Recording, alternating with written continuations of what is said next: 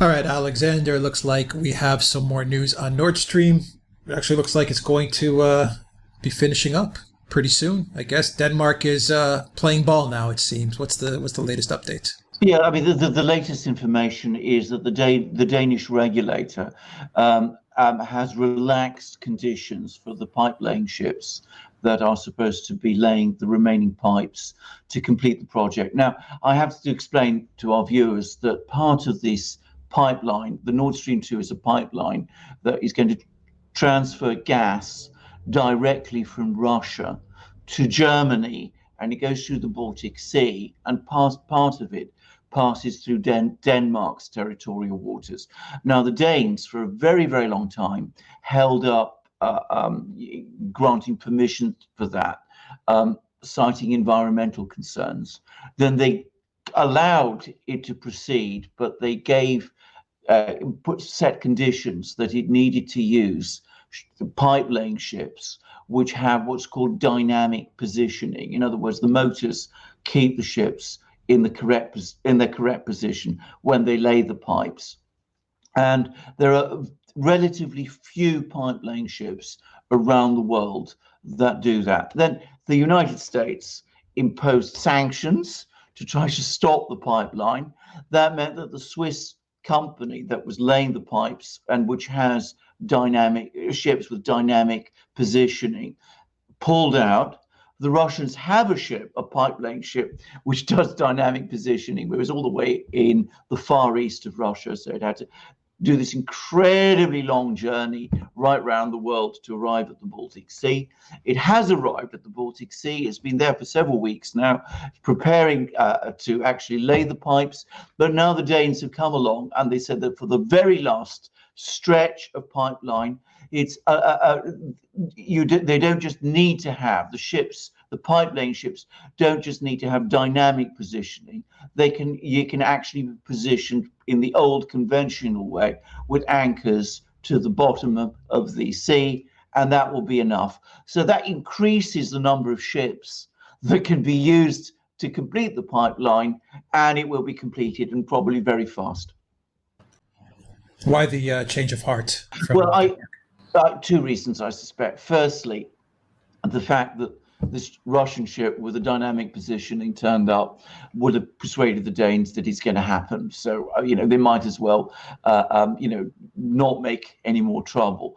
But I think the other thing is that there's been some arm twisting by the Germans. The Germans want to see this pipeline finished. They want to see it finished fast.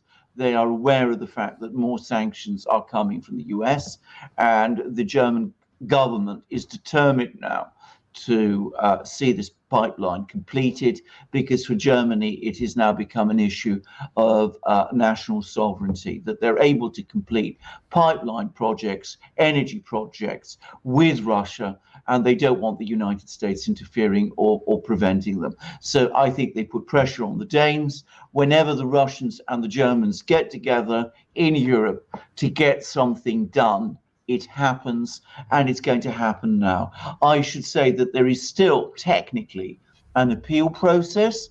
I'm not quite clear to me who would want to appeal this decision by the Danish regulator, but conceivably someone might. That appeal process expires on the 3rd of August. As of the 3rd of August, the pipeline will commence, and I predict it will proceed unimpeded, with the pipeline finished probably around the middle of the autumn. All right. So it's obvious what Russia and Germany have to gain from this. Does Denmark gain anything from Nord Stream 2? And what other countries in Europe move to gain something out of this? And is the U.S. really losing anything out of this, even though they're causing all these roadblocks and troubles? I don't think it's losing anything commercially or economically. The US wants to sell liquefied natural gas to Europe, but that's always been problematic. And I question to what extent that's going to happen on any big scale. I mean, we've discussed this many times on our programs. So I don't think it loses anything commercially. It's not going to change the alliance between Germany and the United States. It's not going to lead to the breakdown of NATO. I know some people talk in this wild way, but I mean, I don't think there's any desire in Germany for Germany to pull out of NATO anytime quickly.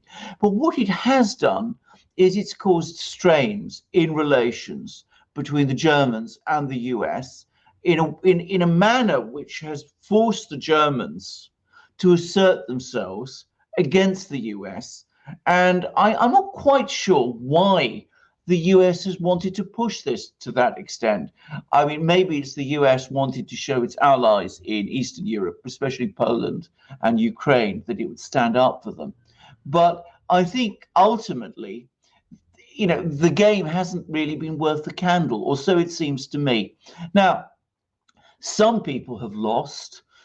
Some European companies are going to be very wary of becoming involved in this project. What the Danes gain from it, well, firstly, they gain two things. They don't annoy the Germans, and Denmark has to work with the Germans. I mean, Germany is the colossus next door, so Denmark always has to keep an eye on what the Germans are thinking.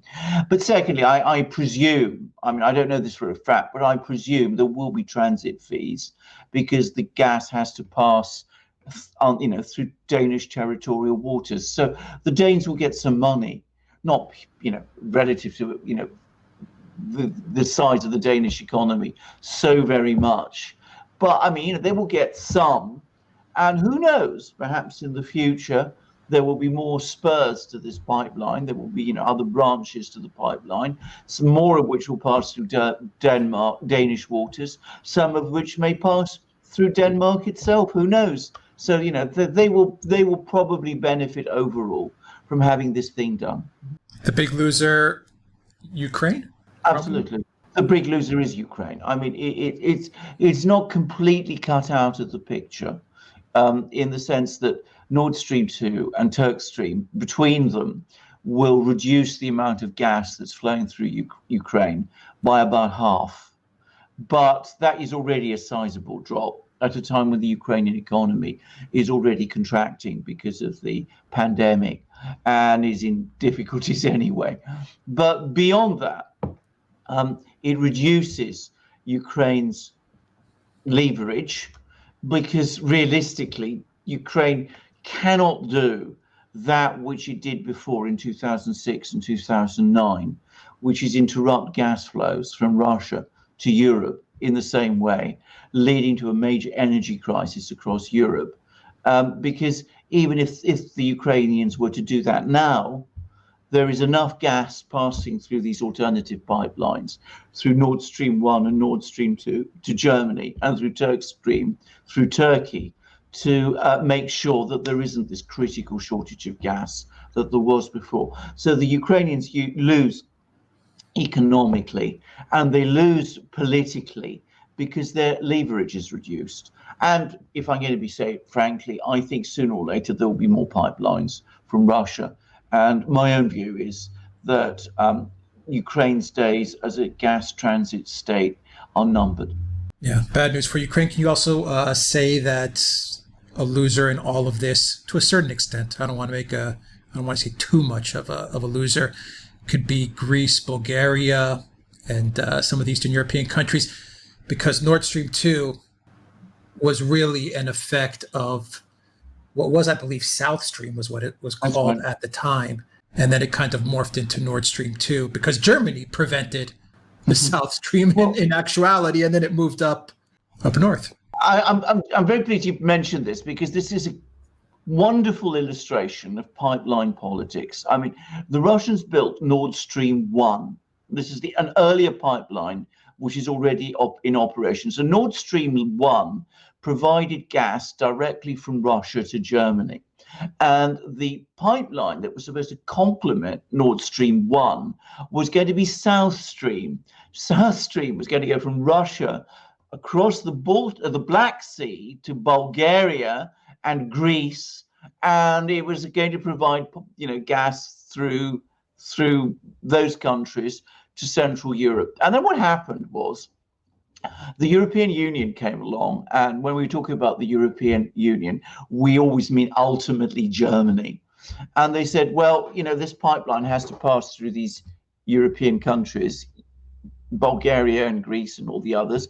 So it's going to be subject to the third energy package, which means that Gazprom can't run it. It has to agree to subdivide it amongst various European companies. So the Russians said, absolutely not under any circumstances. We're not going to allow the Europeans to run our gas exports. And they pulled out of South Stream, which is a huge shock. And then they went for Turk Stream with Turkey, but they also did this deal with the Germans to have Nord Stream 2, because, of course, the Germans didn't want to see South Stream. They wanted to keep as much of the gas transit from Russia going through Germany, and they got it. They achieved it. I mean, you said the Greeks, the Bulgarians, and all the others went along with the EU's third energy package, and then found, to their horror, that the beneficiaries were the Germans, who got the gas out, who got the gas instead. So, I mean, again, it's an example of how the whole EU system works to the advantage of some and to the disadvantage of others, and how foolish those others are to constantly go along with it. Because, I mean, you know, they could have put their foot down and they said, we're going to go ahead anyway. We don't care what you say. You know, Brussels would have been furious. There'd have been all kinds of threats of sanctions. But would they really, in the end, have put real sanctions on Bulgaria and Greece and those countries? If you had a leader like Orban in these countries, well, he says, you know, pose sanctions on me, I will just go ahead anyway. And, you know, the Europeans always pull back in that situation. But Greece wasn't led by an Orban, nor was Bulgaria, nor with any of these other countries. So they knuckled down, agreed to what the EU wanted, and the result was the gas went to Germany instead. Greece and Bulgaria got played. Ukraine got screwed. Nord Stream 2. Nord Stream 2. Nord Stream 2, exactly. Incredible story. All right. That's politics for you. That's politics. Yeah. Absolutely. Quite so.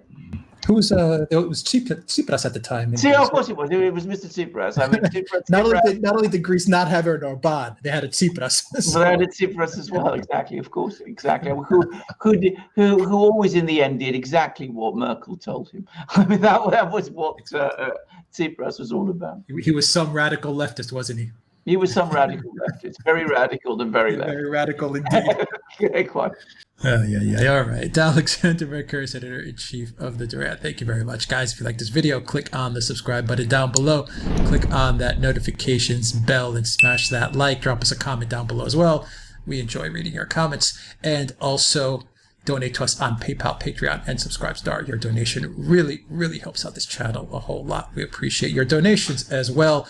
Go to the Duran shop, pick up some of our new merchandise, our new magic mugs. Alexander's going to show you some of those magic mugs very soon. And he will be showing you also the Patriot Beacon 3. They are running a contest throughout this month to win a Patriot Beacon 3. Just go to their website, make any purchase of any product, and you're automatically entered into that contest. Use Duran20 at checkout to get 20% off. Duran20 at checkout, use that coupon code and you get 20% off any purchase you make at the Patriotic Legacy. Alexander, what do you have to show us? Well, let's start with the Patriot Beacon, which is made by our friends at Patriotic Legacy, which is in the United States. But can I just reiterate, ships internationally, so you can participate in this competition from any part of the world, and you can still get it, and so you should, because it is the best torch in Britain, flashlight in the United States, in the world.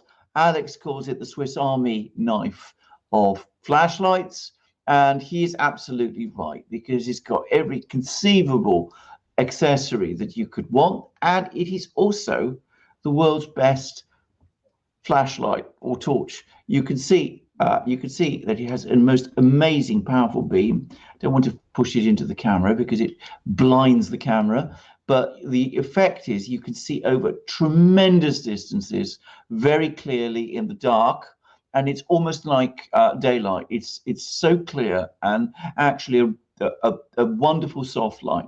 And if you are in a confined space and you've got people around, you can dim it, which is what I've just done.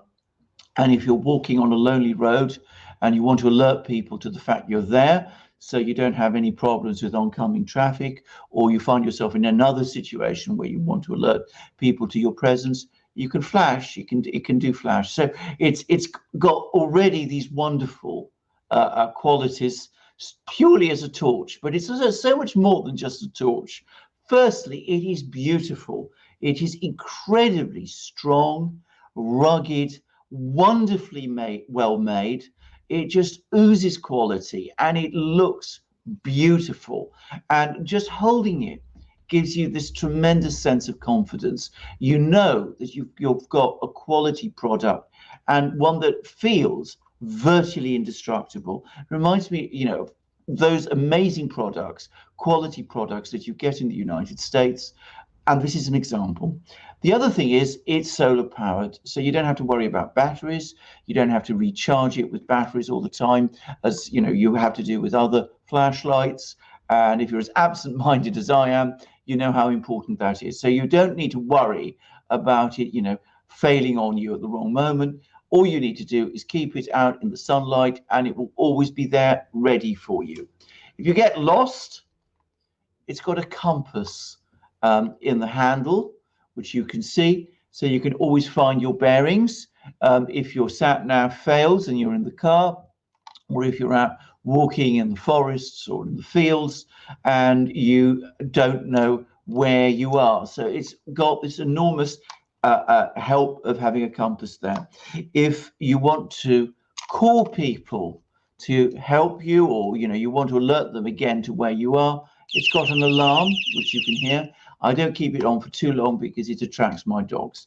And that's useful too, by the way, because sometimes they go wandering off and I want them to come quickly to where I am. And, putting on the alarm, it calls them. I said it was solar powered. So if you have run out of power, if your smartphone or your laptop or your tablet has run out of power, well, you've got plenty of power in your Patriot Beacon and you can recharge them. There's a port there which enables you to do it. And if you want to put it aside, if you've got a metal place where you can just hang it on, it's got a magnet, you just put it there and it's immediately available for you. You can just hold out your hand and reach for it, and there it is. And last but not least, it's got those two extremely useful things that you need to have if you've got this in your car. And if you find yourself in a situation, you have to break the windscreen. Well, I said how strong and rugged this is. Well, you can do it very quickly. You can break through a windscreen for your own car, or you say you have to cut out somebody else from another car. You see an accident, you rush off, you want to get somebody out. You can break the windscreen that way, and you can cut them out of a seatbelt. It's got a seatbelt cutter. So it is the best flashlight torch in the world. It's the Patriot Beacon. It's made by our friends at Patriotic Legacy. It is also beautiful. It is incredibly stylish to see. It's purposeful as well. It's beautiful and purposeful, and it has everything you could possibly desire from a torch. The best torch or flashlight in the world, made by our friends, the Patriot Beacon, made by our friends at Patriotic Legacy. So at the end of the program, Alex will tell you again how you can get yourself one. And Alex was talking also about the wonderful new products in our shop. Well, today I got a delivery of a whole set of new magic mugs. Here are two, and you can see that they've got the flags of the two great English-speaking nations, the United States and Britain. Britain being, of course, where I am. I live here. I'm a citizen of Britain, but obviously I take great interest in the affairs of the United States, which we do at the Duran also. And these are just amazing mugs. These are 15-ounce mugs. Here is another mug, smaller, 11 ounces, and it's got the flag of my home country, the place I was born, which is Greece. And all three mugs, as you can see, they have the double-headed eagle of the Duran, and they are just incredibly beautiful. They're strong, they're light, They're almost indestructible, I would say, almost indestructible. They don't chip, crack, break, flake. They don't discolor. I know I've had other mugs like this which have lasted me for a year and 10 months, and they're in perfect condition. And they are the best mugs without any qualification in the world. We don't just have mugs in our shop, we also have shirts, we have V-neck shirts, short and long sleeve t-shirts, amazingly beautiful and stylish polo shirts, all of great quality, all 100% cotton. We also have hats, hoodies and stickers. We also have ebooks on multiple subjects. You can find them all in our shop. You can support the Duran by buying them from our shop. Alex will tell you how, and he will also remind you again of how you can get yourself a Patriot Beacon. So, all right, go to the Patriotic Legacy website. You'll find it in the description box down below. Remember to use our code Duran20 to get a 20% discount, and you'll be entered into the contest to win a free Patriot Beacon 3. That's a free Patriot Beacon 3 when you enter the contest, Patriot Legacy, Patriotic Legacy website. You'll find the link in the description box, and also the Duran shop, the duranshop.com. You'll also find the link to the shop in the description box underneath this video. Alexander Mercouris, thank you very much. Until next time, everybody, take care.